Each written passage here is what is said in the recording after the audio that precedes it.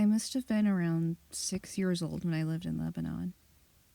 The country was ravaged by war at the time, and murders were common and frequent.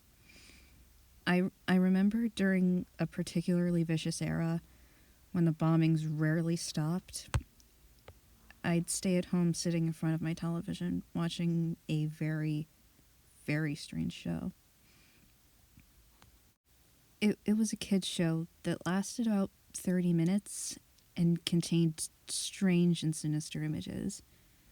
To this day, I believe it was a thinly veiled attempt on the part of the media to use scare tactics to keep kids in place. Because the moral of every episode revolved around very uptight ideologies. Stuff like bad kids stay up late, bad kids have their hands under their covers when they sleep, and bad kids steal food from the fridge at night.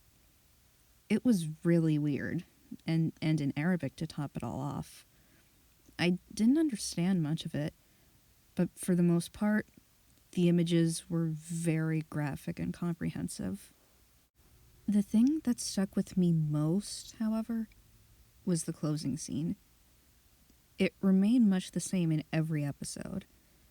The camera would zoom in on an old, rusted closed door. As it got closer to the door, strange and sometimes even agonizing screams would become more audible.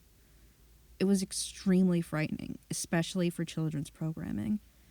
Then text would appear on screen in Arabic reading, "That's where bad kids go." Eventually, both the image and the sound would fade out, and that would be the end of the episode. About 15 or 16 years later, I became a journalistic photographer. That show had been in my mind all my life, popping up in my thoughts sporadically. Eventually, I'd had enough and decided to do some research. I finally managed to uncover the location of the studio where much of the channel's programming had been recorded. Upon further research, and eventually traveling on site, I found out it was now desolate and had been abandoned after the war ended. I entered the building with my camera. It was burnt out from the inside. Either a fire had broken out, or someone had wanted to incinerate all the wooden furniture.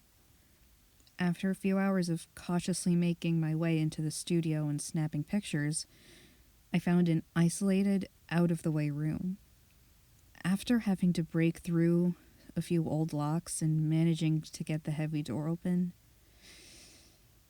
I remained frozen in the doorway for several long minutes. Traces of blood, feces, and tiny bone fragments lay scattered across the floor. It was a small room and an extremely morbid scene. What truly frightened me, though, what made me want to turn away and never want to come back, was the bolted, caged microphone hanging from the ceiling in the middle of the room.